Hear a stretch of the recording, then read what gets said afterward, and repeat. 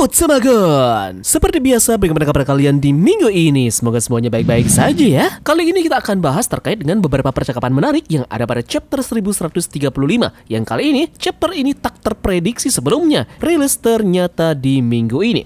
Padahal menurut jadwal perilisan manga One Piece chapter 1135 ini akan dirilis di tahun depan. Entah mengapa di Manga Plus chapter ini rilis duluan dalam bahasa Prancis. Yup, jadi sebelum itu bantu like dan juga share video ini jika kalian suka dengan pembahasan review kali ini ya. Jika sudah, terima kasih banyak dan bersiaplah nakama. Tarik jangkar dan mari kita berlayar. One Piece chapter 1135 kita kali ini mendapatkan judul Gelas Persahabatan. Catatan awal yang kita temukan pada chapter kita kali ini adalah sumur kebijaksanaan raksasa. Yup, chapter dimulai dengan memperlihatkan Bonnie dan juga Chopper berada di perpustakaan burung hantu, di mana mereka terlihat membaca sebuah buku yang berukuran sangat besar. Di sana, Saul pun memperkenalkan mereka kepada Bibelot, kepala perpustakaan burung hantu, di mana burung ini adalah penguasa perpustakaan tersebut. Orang bilang dia sudah di sini selama ratusan tahun. Yang bisa kami katakan mengenai burung hantu ini hanyalah dia memperbesar ukuran buku yang memasuki wilayahnya. Saul menjelaskan penjelasannya dengan berita tidak memasuki Elbaf karena pulau ini bukan bagian dari pemerintahan dunia, tapi kadang para nelayan membawa kertas-kertas kecil agar kami bisa membacanya. Dia mungkin memakan buah iblis Iku-Ikunomi dan menjadi burung hantu pendidik. Benda-benda tidak organik bisa bertambah besar karena kekuatannya, dan itulah mengapa itu adalah alasan kemampuan yang sangat amat cocok untuk kerajaan raksasa sekarang. Di sini terlihat Robin pun terasa bernostalgia melihat perpustakaan tersebut. Seperti sini berharap bahwa di perpustakaan ini juga terdapat buku medis. Sementara itu, Robin pun menerangkan bahwa mereka pun juga mempunyai beberapa hal tentang itu. Namun kebanyakan cuma tulisan arkeologis dan juga sejarah. Lanjut, sekarang kita ke tempat lain di mana panel ini memperlihatkan Luffy yang sedang bermain ayunan bersama dengan beberapa anak nakal yang kita lihat di sekolah Walrus. Di sini Luffy mengayunkan ayunannya tersebut terlalu keras yang menyebabkan anak-anak di sana menangis dan ketakutan. Lalu dengan aura kemarahannya pun Nami langsung menghajar babak belur Luffy dan juga Usopp di sana. Para anak-anak nakal tersebut pun mengadu ke Gerd dengan memeluk tubuh wanita raksasa tersebut. Namun Luffy di sini bereaksi bahwa itu bukanlah sifat dari pendekar yang gampang menangis. Luffy lagi-lagi dimarahi oleh Sanji. Anak-anak ini dibesarkan dengan penuh cinta kasih dan juga kebaikan. Nah, namun ternyata itu sebenarnya adalah akal-akalan dari anak-anak nakal tersebut. Karena kita lihat wajah mesum mereka saat memeluk tubuh dari Gerd. Setelah itu tiba-tiba saja datang seorang anak yakni Kolon. Tanpa basa-basi langsung menyerang Luffy di sana menggunakan pedang kayunya. Pertahanan dari Luffy kuat sehingga menyebabkan pedang kayu tersebut langsung patah. Setelah itu Luffy kembali langsung menyerang anak ingusan ini menggunakan Gear Tree Gomu Gomu no Elephant Gun. Usopp berteriak, "Jangan berlebihan bodoh." Luffy pun berkata bahwa dia sangat senang di sini melihat tidak semua orang di sini ternyata lemah. Ini artinya bahkan anak kecil sekalipun memiliki kemampuan yang luar biasa. Anak-anak yang berada di sekolah Walrus ini kemudian berteriak, "Aku membenci kekerasan." Kolon dikatakan juga sama buruknya dengan Luffy, dan dia juga bertingkah sangat kasar kemudian sering sekali bolos sekolah. Kolon kemudian memuji pertahanan dan juga serangan yang Luffy lancarkan tadi. Dia bilang bahwa itu sangat keren dan kau pantas memegang gelar kaisar. Kemudian di sana Kolon lantas dinasihati oleh Ripley yang dia bilang jangan buat keributan di sini. Namun Ripley mengacungkan jempolnya dan berkata seranganmu itu bagus. Kolon langsung memberikan oleh-oleh yang diberikan oleh Mato-san kepada Ripley yang ada pada chapter lalu. Di sini Nami mengetahui bahwa ternyata Ripley ini adalah ibu dari Kolon. Nami bilang, paling tidak kau seharusnya mengajari anakmu, dan apa kau tak akan meminta anakmu untuk meminta maaf karena sudah menyerang seseorang secara diam-diam. Kolon kemudian memberikan informasi kepada Luffy dan juga teman-temannya bahwa dia mempunyai ayah seorang manusia. Dia dulu adalah bajak laut dan dia tak takut pada siapapun, bahkan para pendekar Elbaf sekalipun. Ripley lanjut menjelaskan bahwa suaminya tersebut jauh lebih muda darinya dan pernikahan mereka tak formal karena jarak usia. Jadi dia bilang aneh kalau diresmikan karena hanya dia yang menua. Setelah itu, pada panel lain terlihat Luffy pun akhirnya tiba di perpustakaan dan melihat buku yang sangat besar di sana. Robin mengatakan bahwa dia mau berbicara dengan Saul sedikit lagi dan masih ingin berada di perpustakaan tersebut.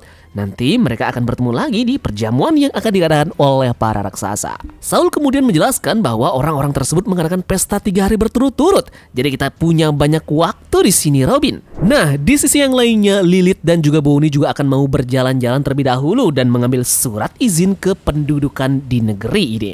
Kru yang lainnya pun mempunyai urusan yang berbeda, seperti Frankie yang sangat takjub melihat adanya pohon harta karun Adam di sini, dan itu adalah kayu yang sama yang dipakai untuk membangun Sunny. Saul kemudian menjelaskan ada beberapa pohon Adam di seluruh dunia, tapi yang ini usianya sudah tua sekali. Frankie bilang, selagi berada di sini, aku mau banyak belajar tentang pohon harta karun Adam ini. Nah, sekarang mengejutkannya adalah ternyata Gord ini sudah menyiapkan sesuatu kepada kru bajak laut topi jerami di perpustakaan tersebut. Panel selanjutnya pun memperlihatkan Janeway, Frankie, Robin dan juga Brooke sudah langsung berganti pakaian layaknya pakaian khas dari negeri Warland tersebut. Robin bertanya kepada Gord, kenapa kau mempunyai pakaian seukuran kami? Gord kemudian menjelaskan bahwa dia sangat senang menjahit pakaian manusia dan ini adalah hadiah yang dia berikan kepada kru bajak laut topi jerami karena sudah tiba di tempat tersebut.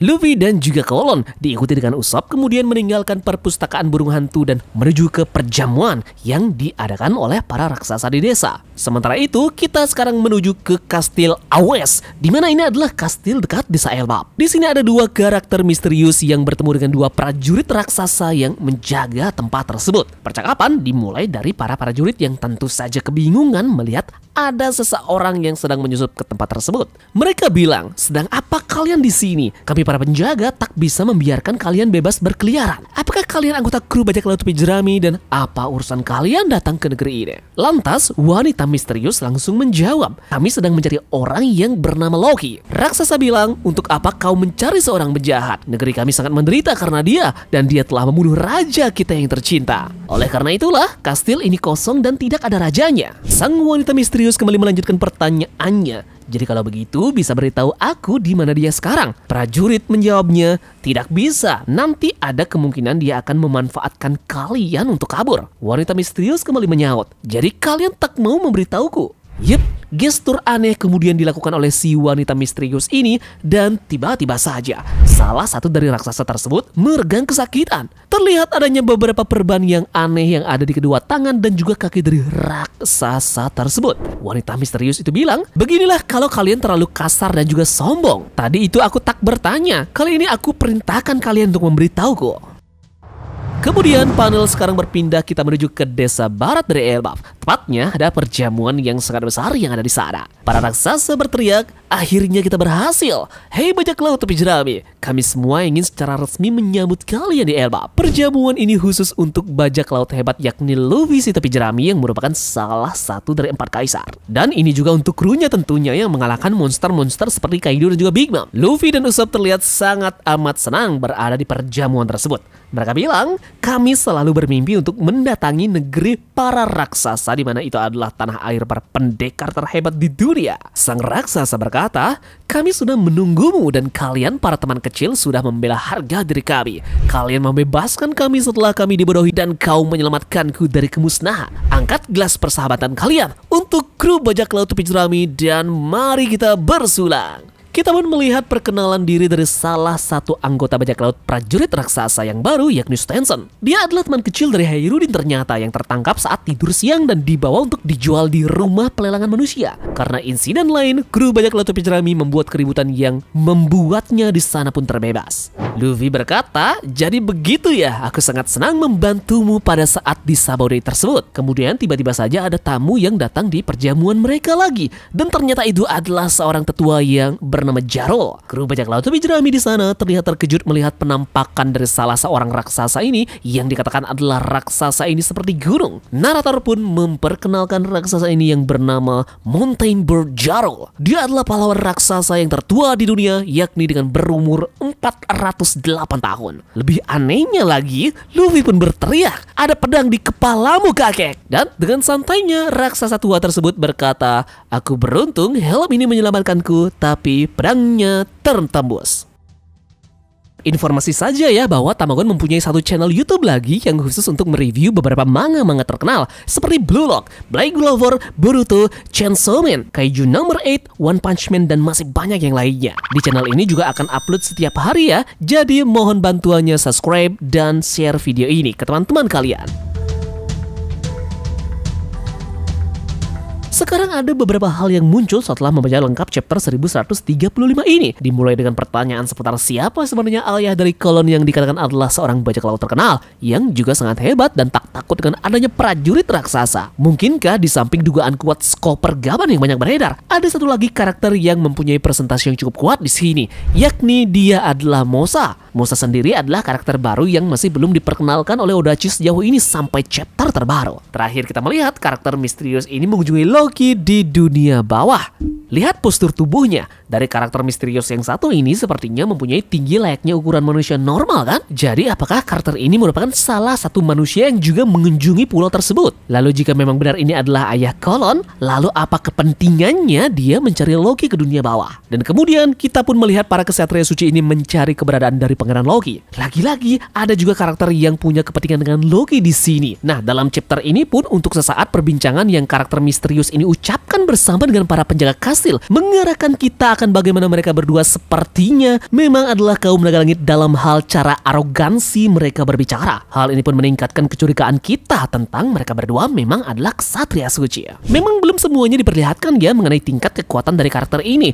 Namun mengalahkan para raksasa tanpa bergerak sekalipun adalah hal yang harus kita perhitungkan. Pertanyaannya, mengapa mereka menargetkan Loki dan apa sifat serangannya ini? Apakah dia menggunakan ilmu hitam atau teknik seperti yang digunakan oleh Saturnus pada wakil Laksamana? Dengan cara tidak bergerak namun targetnya pun bisa terhempas dan juga kesakitan. Sekarang jelas bahwa misi penyusup adalah untuk mencapai tujuan mereka saja dan melarikan diri secepat mungkin yang mereka bisa untuk tanpa bertabrakan ataupun bertarung dengan para raksasa. Para penduduk desa barat sepertinya tidak memperhatikan masuknya mereka ya karena banyak minum. Jadi tentu mereka masih dalam keadaan mabok dan tidak melihat situasi yang terjadi di sekitar mereka yang tentunya hadirnya para penyusup di sana. Jadi secara garis besar sepertinya kita bisa melihat sedikit demi sedikit konflik yang terjadi di Elbaf ini, terutama dengan adanya dua faksi yang saling bertentangan tentang kebijakan yang ada di pulau tersebut. Di mana ada faksi kerajaan yang menginginkan Elbaf ini menjalin perdagangan negara lain dan meninggalkan budaya peperangan dan juga kekerasan agar prajurit Elbaf tak dianggap bangsa yang barbar. Kemudian faksi yang lainnya yakni faksi para tetua yang menginginkan Elbaf melanjutkan tradisi turun-temurun bahwa bangsa raksasa adalah bangsa prajurit petarung. Jadi sepertinya pemikiran dari Raja Harald ini terlalu naif sehingga dia harus dibunuh oleh anaknya sendiri yakni Loki. Mengapa Raja Harald ini ditentang oleh para tetua dengan perdamaian? Karena tentu saja kekuatan dan julukan bangsa petarung itulah yang membuat Elbaf aman dan juga ditakuti. Bahkan World Government berpikir berkali-kali ketika akan menyerang desa Elbaf. Namun sekarang kita lihat saja pada chapter ini, dua penyusup dengan sangat gampang memasuki desa tersebut dan tidak takut sama sekali dengan adanya para raksasa di sana. Yup, jadi bagaimana menurut kalian dengan chapter ini? Terima kasih sudah menonton dan kita akan bertemu di analisis besok. Sekian dari Tamagon dan turunkan jangkar. Mari kita berlabuh.